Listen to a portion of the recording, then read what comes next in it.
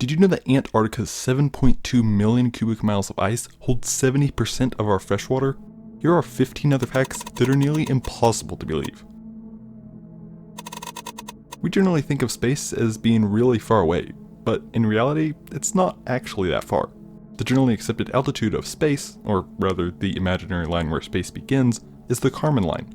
The Kármán line is of course not a physical object, but instead just an altitude where an imaginary line sits that we defined as the border between space and not space. It sits at about 100 kilometers or 62.1 miles above sea level. That might sound like a long way, but if you could drive on a vertical highway, it would only take about an hour to reach the Kármán line. For comparison, if you instead wanted to plan your road trip all the way to the moon, it would take over 4.5 months. Yeah, space really isn't that far away. The biggest issue really is just driving straight up. Although what's not an issue is falling straight down. Unless of course you're standing on the ground, in which case you can't really fall anywhere. Except to the ground, I guess. And while it takes about an hour to reach space, if you fell in a hole that went straight to the center of the Earth, it would take over 19 minutes to reach the bottom of that hole, or the center of the Earth. That's long enough for light to travel to the moon and back over 445 times. Although if you counted air resistance into that, it'd actually take more like 33 hours. Most of that time, you'd be traveling around 120 miles per hour. That's the speed of a small plane. Something that's even faster than that though, are tsunamis. Tsunamis can travel at speeds nearly 600 miles per hour. That's faster than most airliners. At that speed, a tsunami could travel across the entire Pacific Ocean in less than 13 hours. Of course, this is the speed of the waves out in the middle of the ocean. Near the shore, the speed decreases and the height increases. This is what causes waves to break. In fact, out in the middle of the ocean, the tsunamis can be over 300 miles long. While most tsunamis are only a few feet in height, tsunamis can actually reach heights of over 1,700 feet, which is taller than the Empire State Building. Oh, and even though a tsunami can travel across the Pacific Ocean in just 13 hours, the Pacific Ocean is actually larger than all the land masses on Earth combined. In fact, the Pacific Ocean covers about 30% of the Earth's surface, and combining all the rivers, lakes, and oceans together, around 71% of the Earth's surface is covered with water. Perhaps the reason why we've only explored about 5% of our oceans. In fact, around 2,000 new marine species are discovered every year, compared to mammals, which we only discover about 50 new species every year. With all this water covering most of the Earth's surface, it's no wonder the Earth was nicknamed the Blue Marble. Speaking of the Pacific Ocean, in the western Pacific Ocean, near the Mariana Islands, lies the Mariana Trench, which you might know is the deepest place in the ocean. The deepest portion of the Mariana Trench has been named Challenger Deep, and for good reason. You see, down at a depth of over 36,000 feet, you have that much water stacked on top of you. And because of this, the pressure at that depth is nearly 8 tons per square inch, which is the equivalent of having 3 SUVs sitting on just 1 square inch. That's enough pressure to break aluminum and puncture 12-gauge steel. This is why only 22 missions have been made to those incredible depths, compared to the nearly 7,000 missions made to the top of Mount Everest. Any submarines that travel to the insane depths of Challenger Deep have to be specifically designed to not break under nearly 7 miles of water. That's well over a mile deeper than Mount Everest is tall. In fact, submarines can shrink by about 2.5 inches from the immense pressure at those depths. Rather surprisingly though, the temperature at this depth is generally only about 35 degrees Fahrenheit, which really isn't that cold for being so far from sunlight. I mean, it can't get too cold anyway though, because believe it or not, there is a limit to how cold anything can get. The minimum temperature being negative 459.67 degrees Fahrenheit. The reason nothing can get colder than this temperature is because heat is produced by particles like atoms and molecules jostling around. So the minimum temperature is when these particles are perfectly still. This temperature of course being negative 459.67 degrees Fahrenheit, which is exactly 0 degrees Kelvin. Speaking of zero, if you've ever tried to divide a number by 0 on a calculator, you might have gotten a divide by 0 error. This is because division is the exact opposite of multiplication, and anything multiplied by 0 is 0. So the question arises, what is something divided by 0? Well, if you divide anything by a number between 1 and 0, the number actually grows. This is the exact opposite of multiplication, where anything multiplied by a number between 1 and 0 shrinks.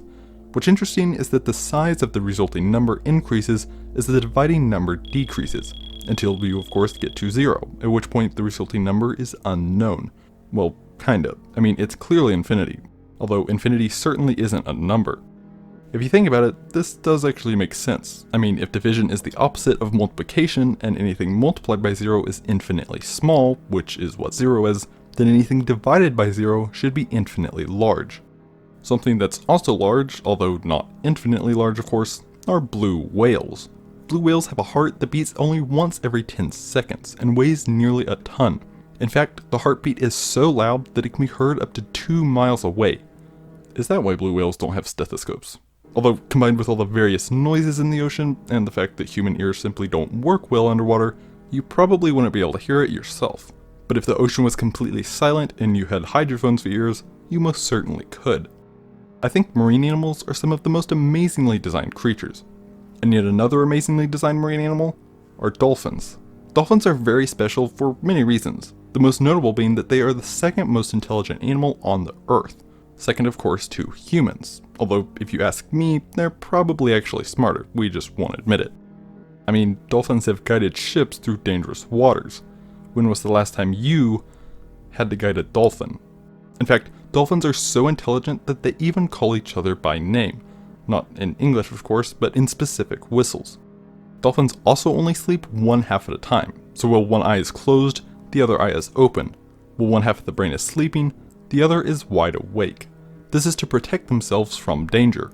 How many humans do you know that sleep while watching for danger? Dolphins can also tell the difference between metals while blindfolded.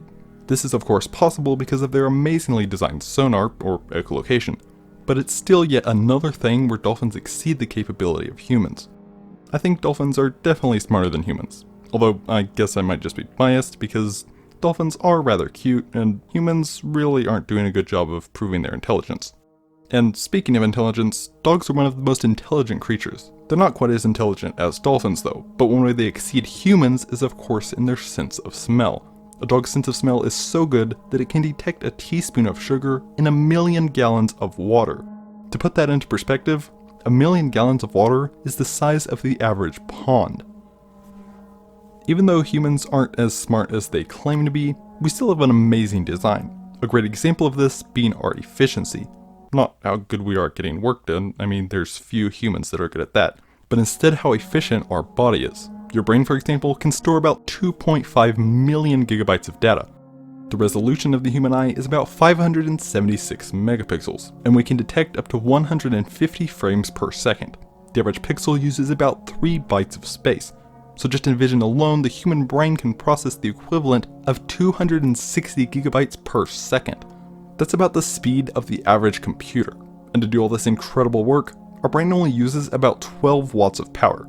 For comparison, the average laptop uses about 50 watts of power, the average desktop computer can use up to 500 watts of power, and the most powerful computers on Earth, known as supercomputers, use up to 10 million watts of power.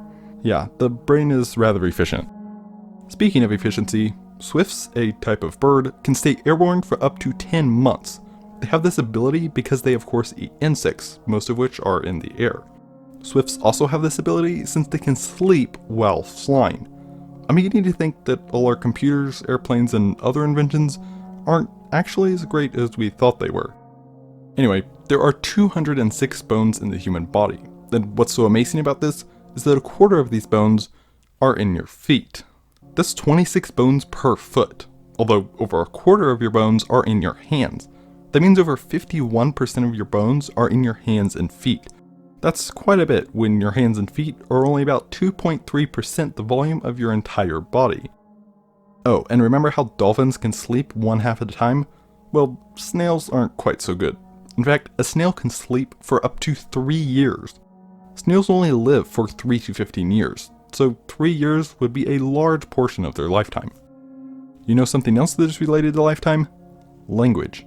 Most likely, you've spoken at least one language for most of your life, and that language probably still exists today. But believe it or not, every 40 days, another language or dialect goes extinct. That's 9 languages per year. That means in just 10 years, over 1% of the current languages will be extinct. Hey, I did it! I got a Gen Z to watch 10 minutes of silence.